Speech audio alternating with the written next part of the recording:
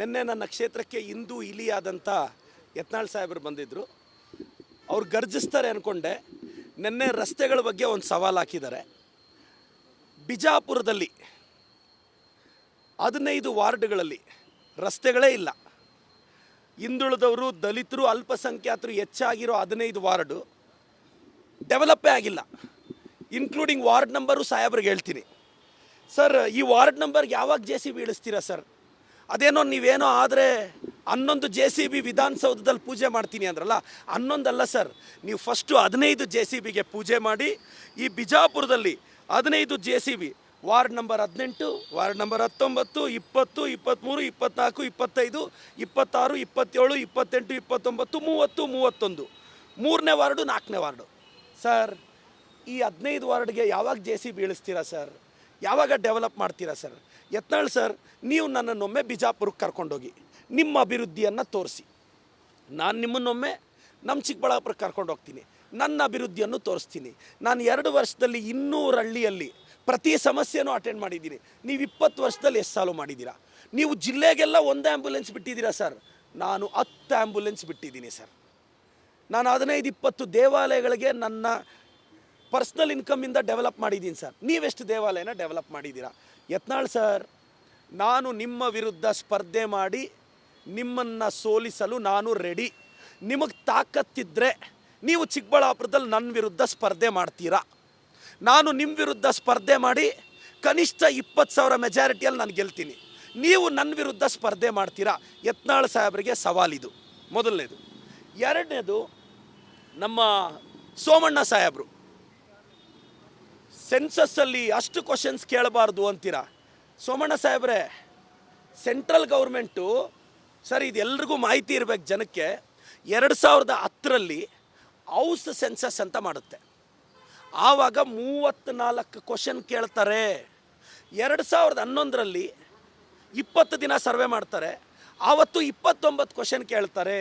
Central government ಅವರು survey ಮಾಡಿದಾಗ house ಸೆನ್ಸಸ್ಸಲ್ಲಿ 34 ಪ್ರಶ್ನೆ ಮತ್ತು ಪಾಪ್ಯುಲೇಷನ್ ಸೆನ್ಸಸ್ಸಲ್ಲಿ 29 ಪ್ರಶ್ನೆ ಕೇಳಿ ಒಟ್ಟು 63 ಕ್ವಶನ್ಸ್ನ ಸೆಂಟ್ರಲ್ ಗೌರ್ಮೆಂಟೇ ಕೇಳಿದ್ದಾರೆ. ನಾವು ಕೇಳ್ತಿರೋದು 60 ಕ್ವಶನ್ನು. ಸರ್, ನೆಕ್ಸ್ಟ್ ಇಯರ್ ನೀವು ಅಕ್ಟೋಬರಲ್ಲೇನೋ ಸೆನ್ಸಸ್ ಮಾಡ್ತಿರಲ್ಲ ಸೋಮಣ್ಣ ಸರ್, ಅವಾಗ ಮನೆ ಮುಂದೆ ಹೋಗಿ ಓಪನ್ ಗಂಗನಮ್ ಸ್ಟೈಲ್ ಅಂತ ಡ್ಯಾನ್ಸ್ ಆಡ್ತಾರ ಸರ್? ನೀವು ಕ್ವಶನ್ನೇ ತಾನೇ ಕೇಳೋದು. ಆವಾಗ ನೀವು 60 ಕ್ವಶನ್ ಕೇಳಬೇಕು ತಾನೆ. ಸೋಮಣ್ಣ ಸಾಹೇಬರು ಏನೋ ಬುದ್ಧಿವಂತರು ಅಂದ್ಕೊಂಡಿದ್ದೆ. ಏನು ಸೋಮಣ್ಣ ಸಾಹೇಬ್ರೆ, ನೀವು ಈ ಪ್ರತಾಪ್ ಸಿಂಹ ಯತ್ನಾಳ್ ಥರ ಹುಡುಗಾಟ ಆಡ್ತೀರಾ ಅಂದರೆ ನನಗೆ ಬೇಜಾರಾಗುತ್ತೆ ಸರ್. ನೀವೆಲ್ಲ ನಮ್ಗೆ ಇನ್ಸ್ಪಿರೇಷನ್ ಸೋಮಣ್ಣ ಸರ್. ನೀವು ಸೆನ್ಸಸ್ ಬಗ್ಗೆ ಹಿಂಗೆ ಮಾತಾಡ್ತೀರಾ ಅಂದರೆ ನನಗೆ ಭಾಳ ಬೇಜಾರಾಗುತ್ತೆ. ಮತ್ತು 3ನೇ ವಿಚಾರ, ನಮ್ಮ ಮೆಟ್ರೋ ಬಗ್ಗೆ. ಸರ್, ಕರ್ನಾಟಕದ ಜನತೆಗೆ ಹೇಳ್ತೀನಿ, ಬಸವಣ್ಣನವರ ತತ್ವಗಳು, ಆದರ್ಶಗಳು ನಮಗೆಲ್ಲ ಸ್ಫೂರ್ತಿ. ನಾನು ಸಿದ್ಧಗಂಗೆ ಮಠದಲ್ಲಿ ಓದುವಾಗ ಬಸವ ತತ್ವಗಳನ್ನ ಆದರ್ಶವಾಗಿ ತೊಗೊಂಡಿದ್ದೀನಿ. ತಪ್ಪೇನು ನಮ್ಮ ಮೆಟ್ರೋಗೆ ಬಸವ ಮೆಟ್ರೋ ಅಂತಿಟ್ರೆ? ನಮ್ಮ ಮುಖ್ಯಮಂತ್ರಿಗಳು ಪತ್ರ ಬರೀತಾ ಇದ್ದಾರೆ ತಾನೆ.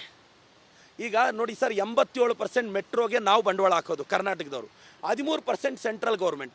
13% ಸೆಂಟ್ರಲ್ ಗೌರ್ಮೆಂಟ್ ಹಾಕಿದ್ರು, ಆದರೆ ಸೆಂಟ್ರಲ್ ಗೌರ್ಮೆಂಟೇ ನಾಮಕರಣ ಮಾಡೋದು. ಈಗ ನಮ್ಮ ಸರ್ಕಾರ ನಾವು ಬದ್ಧವಾಗಿದ್ದೀವಿ, ನಮ್ಮ ಮೆಟ್ರೋಗೆ ಬಸವ ಮೆಟ್ರೋ ಅಂತ ಇಡ್ತೀವಿ. ಸಾಮಾಜಿಕ ಜಾಲತಾಣದಲ್ಲಿ ವಿಮರ್ಶೆ ಬರ್ತಿದೆ, ನಮ್ಮ ಅನ್ನೋ ಪದ ಹೆಂಗೆ ತೆಗಿತೀರಾ ಅಂತ. ಸರ್, ನಮ್ಮ ಅನ್ನೋ ಎಮೋಷನ್ಗಿಂತ ಬಸವಣ್ಣ ಅನ್ನೋ ಎಮೋಷನ್ ದೊಡ್ಡದು. ಬಸವ ಮೆಟ್ರೋ ಅಂತ ಇರೋದ್ರಲ್ಲಿ ನಮ್ಮ ಸಹಮತ ಇದೆ, ಸರ್ಕಾರದ ಸಹಮತ ಇದೆ. ನಮ್ಮ ಸೋಮಣ್ಣ ಸಾಹೇಬರು, ಯಡಿಯೂರಪ್ಪ ಸಾಹೇಬರು ಸೆಂಟ್ರಲ್ ಗೌರ್ಮೆಂಟ್ ಹತ್ರ ಹಂಗೆ ಸೈನ್ ಹಾಕ್ಸ್ಬಿಡಿ ಸರ್. ನಮ್ಮ ಮೆಟ್ರೋನ ಬಸವ ಮೆಟ್ರೋ ಅಂತ ಹೇಳೋಣ. ಸಾಧ್ಯ ಆದರೆ ಪ್ರಧಾನಮಂತ್ರಿಗಳನ್ನೇ ಕರೆಯೋಣ, ದಯವಿಟ್ಟು ಮಾಡಿಸಿ ಸರ್. ನಾವು ಬಸವಣ್ಣನವರನ್ನು ಒಂದೇ ಸಮಾಜಕ್ಕೆ ಸೀಮಿತ ಮಾಡಿದ್ದಿದ್ರೆ ಯಾವುದಾದ್ರೂ ಲಿಂಗಾಯತರ ಮಠಕ್ಕೆ ಅವ್ರು ಹೆಸರಿಡ್ತಿದ್ವಿ, ನಮ್ಮ ಮೆಟ್ರೋಗೆ ಇಡ್ತಿರ್ಲಿಲ್ಲ. ಬಸವಣ್ಣ ನನಗೂ ಸ್ಫೂರ್ತಿ, ನಿಮಗೂ ಸ್ಫೂರ್ತಿ, ಕರ್ನಾಟಕಕ್ಕೆ ಸ್ಫೂರ್ತಿ. ಮೆಟ್ರೋ ಅಲ್ಲಿ ಬರೀ ಲಿಂಗಾಯತರು ಓಡಾಡಲ್ಲ ಸರ್, ಎಲ್ಲರೂ ಓಡಾಡ್ತಾರಲ್ಲ. ನಮ್ಮ ಮೆಟ್ರೋಗೆ ಬಸವ ಮೆಟ್ರೋ ಅಂತ ಇಡೋದಕ್ಕೆ ನಾವು ಬದ್ಧ. ಕೇಂದ್ರದವ್ರು ಒಪ್ಪಿಗೆ ಕೊಡೋಕ್ಕೆ ಬದ್ಧವಾಗಿದ್ದಾರೆ. ದಯವಿಟ್ಟು ಲಿಂಗಾಯತ ಸಮುದಾಯದವರು ನೀವು ಕೇಂದ್ರ ಸರ್ಕಾರದ ಬಿಹೇವಿಯರ್ನ ನೋಡಬೇಕೀಗ ಅಂತ ಕೇಳ್ತೇನೆ ಸರ್. ಏನು ಸರ್? ಹಾಂ ಸರ್,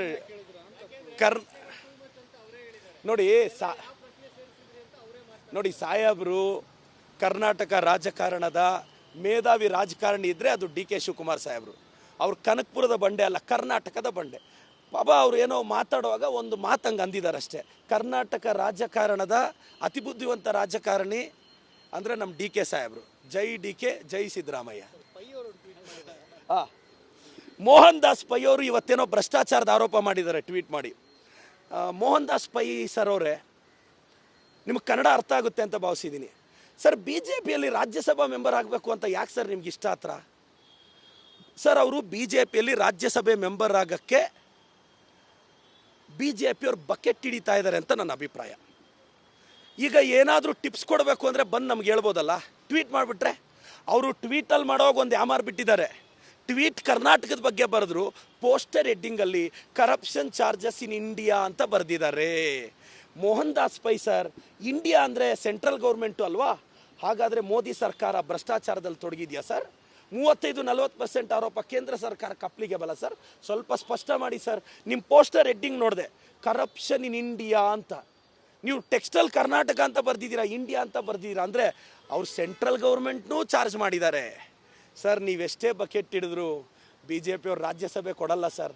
ನಿಮ್ಮಂಥ ಮುಂಗೋಪಿಯನ್ನು, ಯತ್ನಾಳಂಥ ಮುಂಗೋಪಿಯನ್ನು ಬಿ ಜೆ ಪಿಯವ್ರು ಸಹಿಸಲ್ಲ ಸರ್. ಯಾರಿಗೂ ಗೊತ್ತಿಲ್ಲದೆ ಇರೋರನ್ನ ತಂದು ಅವ್ರು ಚೇರಲ್ಲಿ ಕೂರಿಸೋದು. ಡೆಲ್ಲಿಯಲ್ಲಿ ಏನಾಯಿತು ಸರ್? ನಿಮ್ಮನ್ನೆಲ್ಲ ರಾಜ್ಯಸಭೆ ಮಾಡ್ತಾರೆ ಮೋಹನ್ ದಾಸ್ ಪೈ ಸರ್. ಸರ್, ನೀವು ಬಿ ಜೆ ಪಿ ಮೇಲೆ ಆಸೆ ಬಿಡಿ, ನಮ್ಮ ಜೊತೆ ಬನ್ನಿ. ನಮ್ಮ ಅಭಿವೃದ್ಧಿ ಕಾರ್ಯಗಳ ಬಗ್ಗೆ ತಪ್ಪಿದ್ರೆ ತಿದ್ದಿ ಸರ್, ನಾನು ಬೇಡ ಅಂತಿಲ್ಲ. ನೀವು ಗೌರವ ತಂದವರು, ದಯವಿಟ್ಟು ಈ ಬಕೆಟ್ ಅನ್ನೋ ಪದ ಬಳಸ್ದೆ ಅಂತ ಬೇಜಾರಾಗಬೇಡಿ ಸರ್. ನೀವು ಬಕೆಟ್ ಹಿಡಿಯೋ ಕೆಲಸ ಮಾಡ್ತಿರೋದಕ್ಕೆ ಬಕೆಟ್ ಅಂದ್ವಿ sir. Anyway Mohan Das sir, ಒಂದು ಸಾಮಾನ್ಯ ಸ್ಕೂಲ್ ಟೀಚರ್ ಮಗ ಇಷ್ಟು ಬೆಳೆದಿದ್ದು ನಮಗೆ ಖುಷಿ ಇದೆ, ಆದರೆ ಹಿಂಗೆಲ್ಲ ಆಡೋದ್ರ ಬಗ್ಗೆ ಬೇಜಾರಿದೆ. ಸೊ ನಿಮ್ಮ ಟೀಚರ್ಗಳು ಇಷ್ಟೇನ ನಿಮ್ಗೆ ಹೇಳ್ಕೊಟ್ಟಿದ್ದು ಅನ್ನೋದು ನನ್ನ ಅಭಿಪ್ರಾಯ ಸರ್.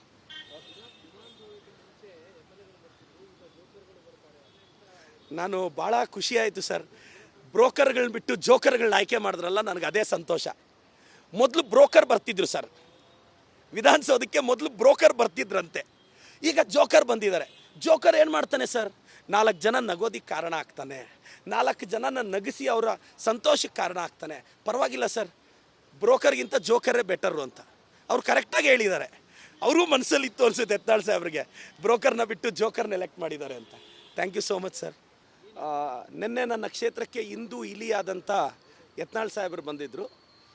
ಅವ್ರು ಗರ್ಜಿಸ್ತಾರೆ ಅಂದ್ಕೊಂಡೆ. ನಿನ್ನೆ ರಸ್ತೆಗಳ ಬಗ್ಗೆ ಒಂದು ಸವಾಲು ಹಾಕಿದ್ದಾರೆ. ಬಿಜಾಪುರದಲ್ಲಿ 15 ವಾರ್ಡ್ಗಳಲ್ಲಿ ರಸ್ತೆಗಳೇ ಇಲ್ಲ. ಹಿಂದುಳಿದವರು, ದಲಿತರು, ಅಲ್ಪಸಂಖ್ಯಾತರು ಹೆಚ್ಚಾಗಿರೋ 15 ವಾರ್ಡು ಡೆವಲಪ್ಪೇ ಆಗಿಲ್ಲ. ಇನ್ಕ್ಲೂಡಿಂಗ್ ವಾರ್ಡ್ ನಂಬರು ಸಾಹೇಬ್ರಿಗೆ ಹೇಳ್ತೀನಿ ಸರ್. ಈ ವಾರ್ಡ್ ನಂಬರ್ಗೆ ಯಾವಾಗ ಜೆ ಸಿ ಬಿ ಇಳಿಸ್ತೀರಾ ಸರ್? ಅದೇನೋ ನೀವೇನೋ ಆದರೆ 11 ಜೆ ಸಿ ಬಿ ವಿಧಾನಸೌಧದಲ್ಲಿ ಪೂಜೆ ಮಾಡ್ತೀನಿ ಅಂದ್ರಲ್ಲ, 11 ಅಲ್ಲ ಸರ್, ನೀವು ಫಸ್ಟು 15 ಜೆ ಸಿ ಬಿಗೆ ಪೂಜೆ ಮಾಡಿ. ಈ ಬಿಜಾಪುರದಲ್ಲಿ 15 J C B, ward number 18, ward number 19, 20, 23, 24, 25, 26, 27, 28, 29, 30, 31, 3ನೇ ವಾರ್ಡು, 4ನೇ ವಾರ್ಡು ಸರ್. ಈ 15 ವಾರ್ಡ್ಗೆ ಯಾವಾಗ ಜೆ ಸಿ ಬಿ ಇಳಿಸ್ತೀರಾ ಸರ್? ಯಾವಾಗ ಡೆವಲಪ್ ಮಾಡ್ತೀರಾ ಸರ್? ಯತ್ನಾಳ್ ಸರ್, ನೀವು ನನ್ನನ್ನೊಮ್ಮೆ ಬಿಜಾಪುರಕ್ಕೆ ಕರ್ಕೊಂಡೋಗಿ ನಿಮ್ಮ ಅಭಿವೃದ್ಧಿಯನ್ನು ತೋರಿಸಿ.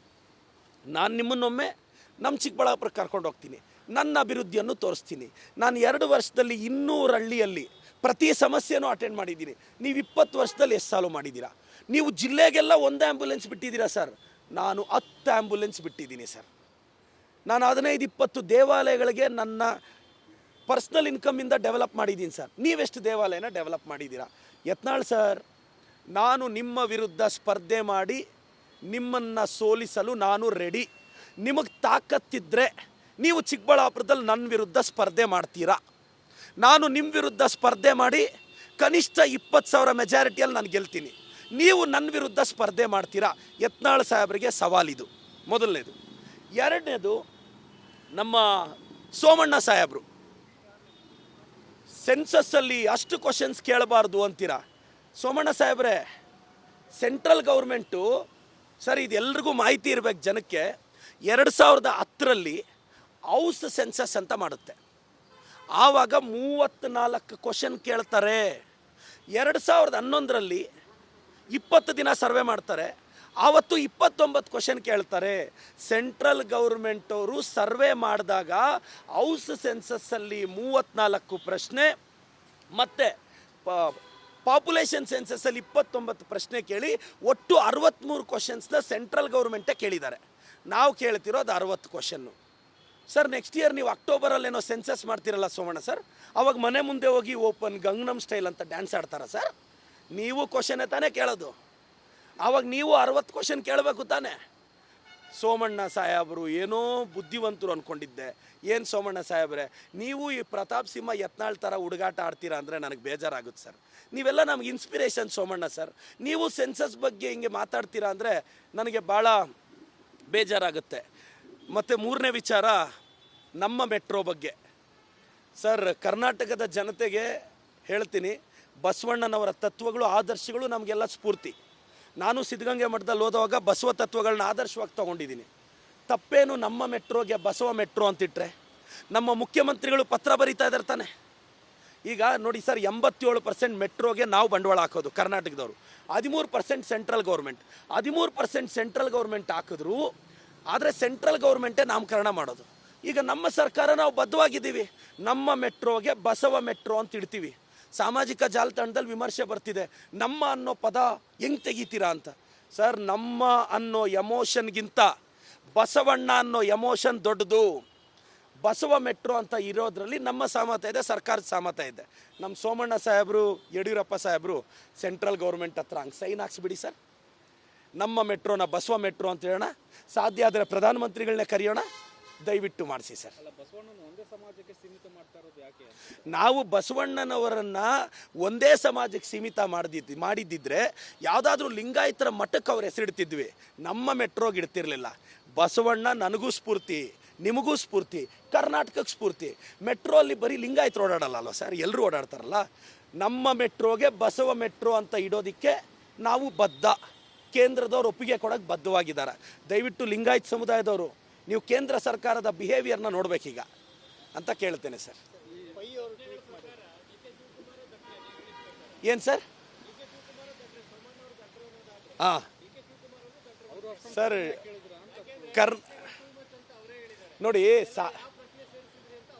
ನೋಡಿ ಸಾಹೇಬರು ಕರ್ನಾಟಕ ರಾಜಕಾರಣದ ಮೇಧಾವಿ ರಾಜಕಾರಣಿ ಇದ್ದರೆ ಅದು ಡಿ ಕೆ ಶಿವಕುಮಾರ್ ಸಾಹೇಬರು. ಅವ್ರು ಕನಕಪುರದ ಬಂಡೆ ಅಲ್ಲ, ಕರ್ನಾಟಕದ ಬಂಡೆ. ಬಾಬಾ ಅವ್ರು ಏನೋ ಮಾತಾಡುವಾಗ ಒಂದು ಮಾತಂಗೆ ಅಂದಿದ್ದಾರೆ ಅಷ್ಟೇ. ಕರ್ನಾಟಕ ರಾಜಕಾರಣದ ಅತಿ ಬುದ್ಧಿವಂತ ರಾಜಕಾರಣಿ ಅಂದರೆ ನಮ್ಮ ಡಿ ಕೆ ಸಾಹೇಬರು. ಜೈ ಡಿ ಕೆ, ಜೈ ಸಿದ್ದರಾಮಯ್ಯ. ಮೋಹನ್ ದಾಸ್ ಪೈ ಅವರು ಇವತ್ತೇನೋ ಭ್ರಷ್ಟಾಚಾರದ ಆರೋಪ ಮಾಡಿದ್ದಾರೆ ಟ್ವೀಟ್ ಮಾಡಿ. ಮೋಹನ್ ದಾಸ್ ಪೈ ಸರ್ ಅವರೇ, ನಿಮಗೆ ಕನ್ನಡ ಅರ್ಥ ಆಗುತ್ತೆ ಅಂತ ಭಾವಿಸಿದ್ದೀನಿ ಸರ್. ಬಿ ಜೆ ಪಿಯಲ್ಲಿ ರಾಜ್ಯಸಭಾ ಮೆಂಬರ್ ಆಗಬೇಕು ಅಂತ ಯಾಕೆ ಸರ್ ನಿಮ್ಗೆ ಇಷ್ಟ ಹತ್ರ? ಸರ್, ಅವರು ಬಿ ಜೆ ಪಿಯಲ್ಲಿ ರಾಜ್ಯಸಭೆ ಮೆಂಬರ್ ಆಗೋಕ್ಕೆ ಬಿ ಜೆ ಪಿಯವ್ರು ಬಕೆಟ್ ಹಿಡಿತಾ ಇದ್ದಾರೆ ಅಂತ ನನ್ನ ಅಭಿಪ್ರಾಯ. ಈಗ ಏನಾದರೂ ಟಿಪ್ಸ್ ಕೊಡಬೇಕು ಅಂದರೆ ಬಂದು ನಮ್ಗೆ ಹೇಳ್ಬೋದಲ್ಲ, ಟ್ವೀಟ್ ಮಾಡಿಬಿಟ್ರೆ. ಅವರು ಟ್ವೀಟಲ್ಲಿ ಮಾಡೋವಾಗ ಒಂದು ಯಾಮಾರು ಬಿಟ್ಟಿದ್ದಾರೆ. ಟ್ವೀಟ್ ಕರ್ನಾಟಕದ ಬಗ್ಗೆ ಬರೆದ್ರು, ಪೋಸ್ಟರ್ ಹೆಡ್ಡಿಂಗಲ್ಲಿ ಕರಪ್ಷನ್ ಚಾರ್ಜಸ್ ಇನ್ ಇಂಡಿಯಾ ಅಂತ ಬರೆದಿದ್ದಾರೆ. ಮೋಹನ್ ದಾಸ್ ಪೈ ಸರ್, ಇಂಡಿಯಾ ಅಂದರೆ ಸೆಂಟ್ರಲ್ ಗೌರ್ಮೆಂಟು ಅಲ್ವಾ? ಹಾಗಾದರೆ ಮೋದಿ ಸರ್ಕಾರ ಭ್ರಷ್ಟಾಚಾರದಲ್ಲಿ ತೊಡಗಿದೆಯಾ ಸರ್? 35-40% ಆರೋಪ ಕೇಂದ್ರ ಸರ್ಕಾರ ಕಪ್ಲಿಗೆ ಬಲ ಸರ್. ಸ್ವಲ್ಪ ಸ್ಪಷ್ಟ ಮಾಡಿ ಸರ್. ನಿಮ್ಮ ಪೋಸ್ಟರ್ ಹೆಡ್ಡಿಂಗ್ ನೋಡಿದೆ, ಕರಪ್ಷನ್ ಇನ್ ಇಂಡಿಯಾ ಅಂತ. ನೀವು ಟೆಕ್ಸ್ಟೈಲ್ ಕರ್ನಾಟಕ ಅಂತ ಬರ್ದಿದ್ದೀರಾ, ಇಂಡಿಯಾ ಅಂತ ಬರ್ದಿದ್ದೀರಾ ಅಂದರೆ ಅವ್ರು ಸೆಂಟ್ರಲ್ ಗೌರ್ಮೆಂಟ್ನೂ ಚಾರ್ಜ್ ಮಾಡಿದ್ದಾರೆ ಸರ್. ನೀವೆಷ್ಟೇ ಬಕೆಟ್ ಹಿಡಿದ್ರು ಬಿ ಜೆ ಪಿಯವ್ರು ರಾಜ್ಯಸಭೆ ಕೊಡಲ್ಲ ಸರ್. ನಿಮ್ಮಂಥ ಮುಂಗೋಪಿಯನ್ನು, ಯತ್ನಾಳಂಥ ಮುಂಗೋಪಿಯನ್ನು ಬಿ ಜೆ ಪಿಯವ್ರು ಸಹಿಸಲ್ಲ ಸರ್. ಯಾರಿಗೂ ಗೊತ್ತಿಲ್ಲದೆ ಇರೋರನ್ನ ತಂದು ಅವ್ರ ಚೇರಲ್ಲಿ ಕೂರಿಸೋದು. ಡೆಲ್ಲಿಯಲ್ಲಿ ಏನಾಯಿತು ಸರ್? ನಿಮ್ಮನ್ನೆಲ್ಲ ರಾಜ್ಯಸಭೆ ಮಾಡ್ತಾರೆ ಮೋಹನ್ ದಾಸ್ ಪೈ ಸರ್. ಸರ್, ನೀವು ಬಿ ಜೆ ಪಿ ಮೇಲೆ ಆಸೆ ಬಿಡಿ, ನಮ್ಮ ಜೊತೆ ಬನ್ನಿ. ನಮ್ಮ ಅಭಿವೃದ್ಧಿ ಕಾರ್ಯಗಳ ಬಗ್ಗೆ ತಪ್ಪಿದ್ರೆ ತಿದ್ದಿ ಸರ್, ನಾನು ಬೇಡ ಅಂತಿಲ್ಲ. ನೀವು ಗೌರವ ತಂದವರು, ದಯವಿಟ್ಟು ಈ ಬಕೆಟ್ ಅನ್ನೋ ಪದ ಬಳಸ್ದೆ ಅಂತ ಬೇಜಾರಾಗಬೇಡಿ ಸರ್. ನೀವು ಬಕೆಟ್ ಹಿಡಿಯೋ ಕೆಲಸ ಮಾಡ್ತಿರೋದಕ್ಕೆ ಬಕೆಟ್ ಅಂದ್ವಿ sir. Anyway Mohan Das sir, ಒಂದು ಸಾಮಾನ್ಯ ಸ್ಕೂಲ್ ಟೀಚರ್ ಮಗ ಇಷ್ಟು ಬೆಳೆದಿದ್ದು ನಮಗೆ ಖುಷಿ ಇದೆ, ಆದರೆ ಹಿಂಗೆಲ್ಲ ಆಡೋದ್ರ ಬಗ್ಗೆ ಬೇಜಾರಿದೆ. ಸೊ ನಿಮ್ಮ ಟೀಚರ್ಗಳು ಇಷ್ಟೇನ ನಿಮ್ಗೆ ಹೇಳ್ಕೊಟ್ಟಿದ್ದು ಅನ್ನೋದು ನನ್ನ ಅಭಿಪ್ರಾಯ ಸರ್.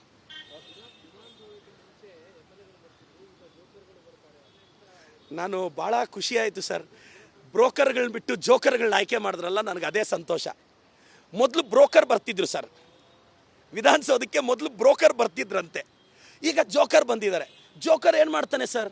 4 ಜನ ನಗೋದಿಕ್ಕೆ ಕಾರಣ ಆಗ್ತಾನೆ, 4 ಜನನ ನಗಿಸಿ ಅವರ ಸಂತೋಷಕ್ಕೆ ಕಾರಣ ಆಗ್ತಾನೆ. ಪರವಾಗಿಲ್ಲ ಸರ್, ಬ್ರೋಕರ್ಗಿಂತ ಜೋಕರೇ ಬೆಟರು ಅಂತ ಅವ್ರು ಕರೆಕ್ಟಾಗಿ ಹೇಳಿದ್ದಾರೆ. ಅವರು ಮನಸ್ಸಲ್ಲಿ ಇತ್ತು ಅನ್ಸುತ್ತೆ ಯತ್ನಾಳ್ ಸಾಹೇಬ್ರಿಗೆ, ಬ್ರೋಕರ್ನ ಬಿಟ್ಟು ಜೋಕರ್ನ ಎಲೆಕ್ಟ್ ಮಾಡಿದ್ದಾರೆ ಅಂತ. Thank you so much sir.